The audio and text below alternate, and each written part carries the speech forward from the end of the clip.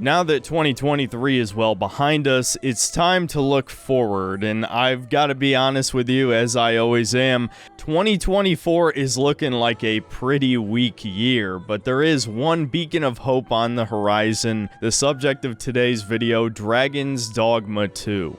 Now, for multiple reasons, the first game has a pretty mixed reputation. Fans of the series will tell you it has some of the greatest action RPG combat ever made in a video game, whereas most people who hate it didn't make it past the Hydra Head escort mission. I absolutely love the game in spite of its flaws. I've played it over 500 hours over the past decade, but there's no doubt that Dragon's Dogma is unfinished. It can feel heavily repetitive or way too easy. It has some absolutely terrible side quests, and it takes nearly 10 hours for the game to get good.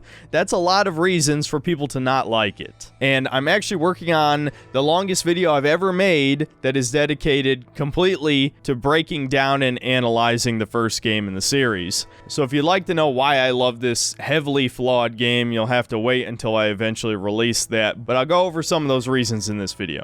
A few years ago, back when I made more positive videos, I considered making a list of the top 10 games that deserved a sequel, and Dragon's Dogma was going to be in the top 5, but also in the top 5 least likely to ever receive one. It's kind of unbelievable, even to this day, that this niche cult classic game is getting a proper AAA sequel. But you guys know me, I'm incredibly cynical because I have chosen to review mediocre AAA games for a living. Boy, I've made a lot of great life choices to lead up to this point. So I certainly have my doubts that this game is going to deliver. I will admit that Capcom has declined less than most of the other large studios in the modern day, but it is still a noticeable decline. They've made a lot of compromises in the sake of ESG or just being politically correct, whatever the motivation. And I'm not even going to talk about the current DRM fiasco, where apparently Capcom is retroactively adding DRM to old games, supposedly to block mods, though I actually have seen some claims to the contrary. Either way, that's not relevant to the subject of today's video, but notably Dragon's Dogma 2 will have de novo DRM, which definitely sucks because it significantly hurts performance on PC. But they've also made a lot of great games in the last few years as well, depending on who you ask, like Devil May Cry 5. Monster Hunter World is obviously a huge one, though it's already been 5 years, believe it or not. Resident Evil 4 Remake I just gave Game of the Year, and a lot of the footage released thus far for Dragon's Dogma 2 has been promising. And like I said at the beginning, this is looking like a pretty light year in terms of releases. And so, because I don't have any other videos ready to release this month, let's talk about why I think Dragon's Dogma 2 will be Game of the Year 2024. But before I talk about why this sequel looks good, I should probably explain what Dragon's Dogma 1 is and the appeal of it. Long story short, Dragon's Dogma is an action RPG where you play as the Arisen, a hero who has had his heart stolen by the dragon. And so you embark on this epic quest to slay giant monsters, stop the Salvation cult, and learn the true nature of the relationship between the Arisen, the dragon, and the fabric of the world itself. I think the appeal of this game should be obvious, as I already stated it in the intro. It's the combat, and the combat is really fun. It's not necessarily complex or deep or really even all that challenging most of the time. But 8 out of the 9 vocations available all feel special in their own ways. Using different skills or magic feel incredibly powerful. That's something unique to Dragon's Dogma, is that playing a sorcerer really gives you that sense of power that comes with being an archmage. Summoning giant tornadoes, meteors, earthquakes. Warriors can knock giant monsters on their asses by charging up an ultimate strike for 15 seconds and dealing multiple health bars worth of damage if you hit the weak spot. Playing as a strider and climbing up a Cyclops' back and slashing the shit out of its eyeball. Even just combat against basic enemies can be fun, as you can put bandits in a full Nelson while your pawns slice the shit out of them. Or if you knock a monster on the ground, you can pick them up and just throw them off a cliff. How many games can you do shit like that? And so to avoid making this whole video just gushing about Dragon's Dogma's combat, just know that it's very fast-paced and satisfying, albeit a bit flawed in that you can pause at any time and use as many healing items or buffs as you'd like, even in the middle of being attacked. So that does significantly reduce the difficulty of the game if you're properly prepared. And another thing people really like about Dragon's Dogma is the character creator. Unlike most character creators, especially modern ones, you could actually change your character's height, their body weight, their proportion of limbs, their torso, and all of these things actually affected your stats. And speaking of the character creator, we might as well talk about the newest footage that just released for Dragon's Dogma 2. IGN took a quote-unquote deep look into the character creator for the sequel. Now, they did clickbait this shit by saying it was an in-depth look. I mean, the video is less than 3 minutes long, but I think it still assuages most of the fears I had for this, namely that they would have toned down the customization to some degree, but it actually looks like they expanded it, namely muscularity. Before, muscles on a character were basically just a slider, and then you could choose a set of arms or legs or a torso that were larger or smaller, and that was the extent of the muscle customization. Now you can tweak the level of muscle mass for your upper and lower body separately. Traps get their own slider. Muscle strength is a slider, not even sure what that means. And there's even muscle styles.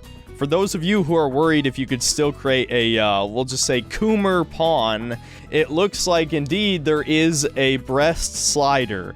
Though, of course, this being a woman who made the video, and of course a politically correct IGN person at that, no, she does not mess with the chest slider in this fucking video, which, you know, sucks. So we don't even know for certain if the chest slider on body type B, and yes, we're back to masculine, feminine body instead of male or female, is actually for breasts and not just chest muscles with tiny breasts on top of them, Abby Last of Us style. And look, I made a bet to my stream chat that if you can't make a pawn with big titties or a big ass, then I have to shave my head. So let's say I have a personal investment in Capcom not censoring the character creation for fucking feminists and LGBT people who hate straight men and the cis hetero gays. And then there's a whole other question that I'm not really going to delve into, but let's just say some people like to make young girl pawns. And I have no idea if that's going to be possible in here, but I'm not going to elaborate further on that. I do not typically do that myself. And of course, as I'm going frame by frame through this video, I discover the minimum height is 160 centimeters. Now, for my fellow Freedom Unit enjoyers, that is just under 5'3". That fucking sucks. And it turns out I may have been wrong again, because in the original game, even though there was a height slider, if you adjusted torso length and leg length, you could make a character or pawn even shorter, so there's a very good chance that's the case in this game too. I honestly have no idea at this point. We'll just have to wait and see, alright? I'm mostly just concerned about whether or not I need to shave my head in a couple months. Now, I'm sure there's like 1% of the audience who cares about the Beast Ren characters. Yeah, you can make a fucking furry cat person. I don't fucking care. I'm not gonna do it. But yeah, it looks like that has its own full set of options. But either way, this is one of the most robust character creators I've seen, which is exactly what I wanted, so that's a good sign. Now, for the rest of this video, let's just talk about combat. I could talk about the story, but I have a very, very strong suspicion that this is just going to be a retread of the first game's story, and I'm not going to tell you why, because that would spoil the story of the first game, which I will talk about in detail when my long analysis video comes out. And truth be told, I don't think anybody's favorite part of Dragon's Dogma was the story. It was kind of just there. So, what's changing with the sequel? It looks like the basis of the gameplay is pretty much the same as the first game, which is exactly what I wanted, so that's not a complaint. It's still up in the air whether or not there's only 9 vocations, because Capcom in their infinite wisdom decided to split Strider into 2 separate classes. Probably because Strider was pretty much the best class in the game, being able to do everything except magic damage. So now we have a Thief and an Archer class, but it stands to reason that if we still have hybrid vocations, they've shown off Magic Archer and Mystic Spearhand, why wouldn't there be a hybrid between Thief and Archer that's just Strider again? At least that makes sense to me, but they've only shown off 9 vocations so far, and apparently even released merchandise that shows off 9 vocations. But if I had to guess, that's just to avoid spoiling them all before launch, and there's going to be either 12 or 15. And if there isn't, they're probably going to sell additional classes via DLC in the future. Now, to address specific mechanics changes, the biggest complaint way back in the first gameplay reveal is that they reduced the number of skills you can have equipped on each vocation. The way that it worked in the original game is that each weapon type, with the exception of the staff, could have 3 skills equipped for it at a time. And for some reason, a staff or an arch staff can just equip 6 skills. This screwed over the warrior class because despite only having 1 weapon, he could still only have 3 skills equipped. And now in the sequel, each class can only equip 1 weapon, which has 4 total skills. So Warrior indirectly got buffed and every other class got nerfed. And I think this was done intentionally to better balance the game. Dragon's Dogma was a very easy game, and having classes that could equip 6 different skills for every situation made it that much easier, and there were a ton of other ways to exploit the game that I'll try to go over every way in my long analysis video, whenever that ends up coming out. And maybe even a bigger reason was to make it so dagger classes weren't objectively the best melee classes. Since they could equip both daggers and a bow at the same time, they could choose to do massive damage by mounting an enemy or just shoot the weak spot from afar. Now that Thief and Archer are their own separate classes, you have to choose if you'd rather go for the glass cannon playstyle or the safer pick 'em off from far range type. As for the currently revealed lineup of 9 vocations, we have 5 returning classes and 4 new vocations, though I barely consider Archer and Thief to be new classes, so let's just talk about the other 2 completely new ones revealed. First, we have Mystic Spearhand, which I'm assuming is replacing the Mystic Knight from the original game, which kind of sucks because Mystic Knight was one of my favorite classes. We only got to see a tiny amount of gameplay here, but it seems like Mystic Spearhand combines both physical damage and magic damage and can throw enemies around with telekinesis, I guess, which is kind of cool. In the original game, Mystic Knight was centered around parrying with a magical enchanted shield, and you could summon a big magic orb and hit it to shoot homing blasts at your opponent, which I think was intended to be almost like a support class, but in reality, if you set up your skills in the right way, it had some of the highest DPS in the game. I really don't have much to say about Mystic Spearhand yet. I guess we got to see more gameplay.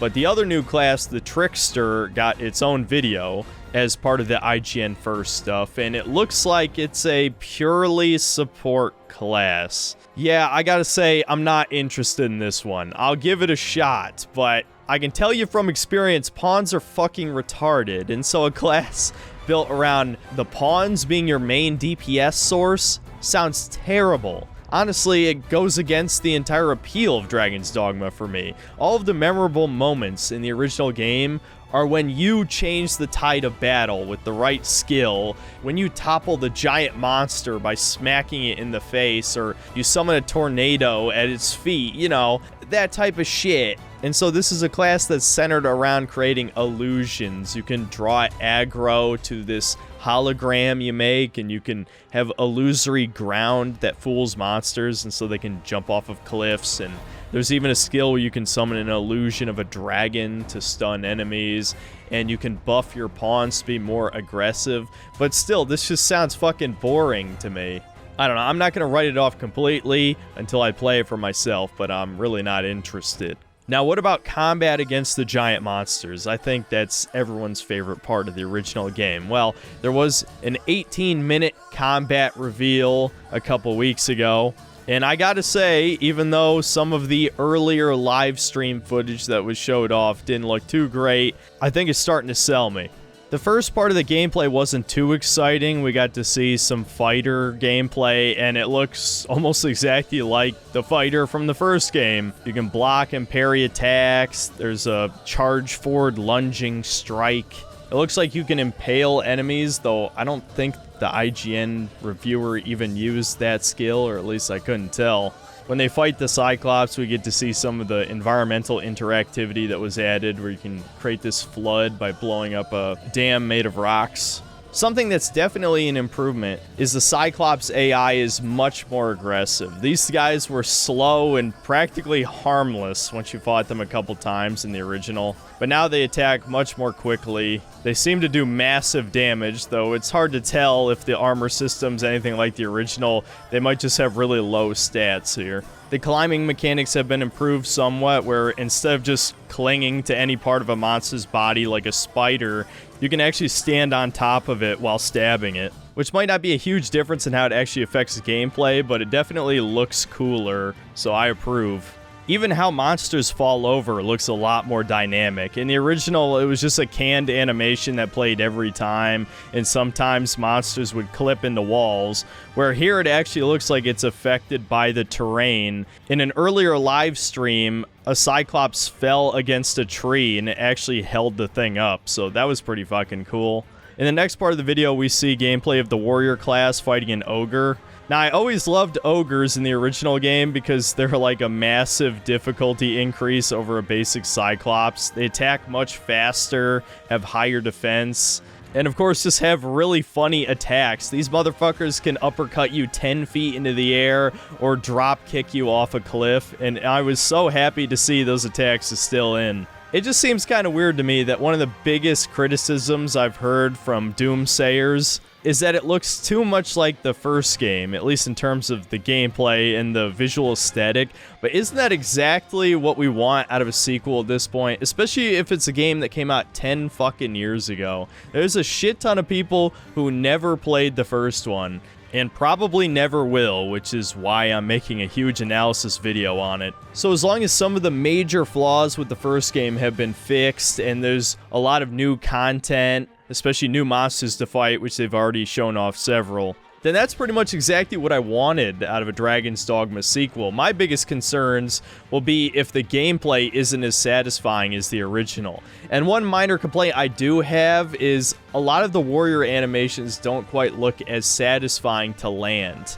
Now, we haven't seen the class's ultimate attack, Arc of Deliverance, and that will pretty much make or break how I feel about it in the sequel. But that was the attack where you charge it up for 15 seconds, and then it just fucking hits monsters so hard, you can knock them flying through the air. If they nerf that move, I will be genuinely upset.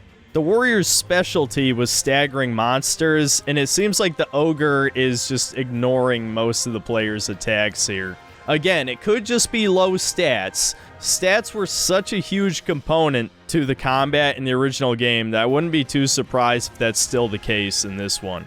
I'm also happy to see that the track that plays when you turn the tide of combat and start winning, Mortal Kombat I believe it's called, is still in the game and still sounds great. In the final part of the video, we get to see some sorcerer gameplay. It looks like you can cast spells a bit faster, and each of the elemental damage types has a more unique projectile fired. Yeah, the casting definitely looks a bit better, and it's kind of cool that mages can equip proper armor. I don't have too much more to say about this. I never found mages or sorcerers very satisfying to actually play. It's pretty cool to see them cast giant spells, but it was pretty brain-dead gameplay, so I guess we'll have to wait and see if they made it more complex or more difficult in some way. There's also been quite a few teasers for content in the game, one of which being the Talos monster, which is like a Colossus of Rhodes type giant statue. I'm wondering if this is a replacement for the Golem enemy type, as it seems to be very similar to fight, but much bigger, obviously. Another teaser showed a Dullahan, of all things, a headless knight with magic attacks, and he's wielding his severed head in one hand. There was a sort of magical knight type boss in the original in Bitter Black Isle, but it just recycled animations from the fighter class, and so I'm sure the Dullahan will be a completely unique battle. It looks pretty cool from what little we see. There's a video dedicated just to talk about the Sphinx, which, of course, they gave breasts. So in classic internet fashion, people want to violate this majestic creature. It looks to be completely optional content where you can answer some riddles, which I'm guessing is a side quest in its own right to find the answer. And of course, you can also fight the thing, to no surprise. I'm hoping there's plenty of little things to discover throughout the open world just like this, because in the original game, there really wasn't that much of a point to exploring unless you had a quest to visit a specific location. I've also heard that the sandbox of this game is 4 times the size of the original. Now, Dragon's Dogma 1 actually had a pretty small sandbox. It just felt large because you had to sprint around everywhere before you'd placed port crystals to the appropriate warp locations. And speaking of port crystals, I don't know if we've even heard anything related to the fast travel system in this game. Is it the same as the first? That was a major source of complaints, and unless I missed something, it's kind of surprising they haven't addressed that question. And so before I end this video, I do want to talk about a few concerns I still have for the game. The first and most important one being that, again, some of these attack animations don't look as satisfying. Maybe because they went for like a motion capture style here, but the original game had a slightly anime feel to a lot of its skills. This sequel looks a little bit more grounded to me. Again, there's no way to know for certain until we get to see some max rank vocation gameplay for each of the classes, but just based on what I've seen so far, the action has lost that little bit of Monster Hunter influence. My second concern is going to be the enemy variety, but I get the feeling they've already fixed this. But in the original game, there were very few low-level giant monsters to fight. You were pretty much stuck with Cyclops, Ogres, Chimeras, and the Griffin. That was pretty much it, and you ended up fighting like a dozen Cyclops over the course of the story. It got really repetitive. Capcom has already shown off several new boss monster types, so hopefully at least 1 or 2 of those is takeable in the early game, because repeat playthroughs, at least from the beginning and not New Game Plus runs, of Dragon's Dogma are increasingly painful because of just how underwhelming the early game is. I also think the original game was too easy, at least until you got to Bitter Black Isle. Then it was the perfect amount of challenge. I actually love Bitter Black Isle to death. But to keep gameplay like this more engaging for the average person, it probably needed to be a little bit more challenging. I'm completely fine with going God mode on enemies. That's a clear reward for playing through New Game Plus runs, just being able to demolish the early game. But the first time around, it should be suitably challenging, and unfortunately, Dragon's Dogma was just way too easy to exploit. And my final concern, of course, is the sandbox. 4 times larger is not a good thing, unless there's enough content to place across the map. I can't tell you how many giant sandbox open world games I've played that have just felt like a repetitive slog.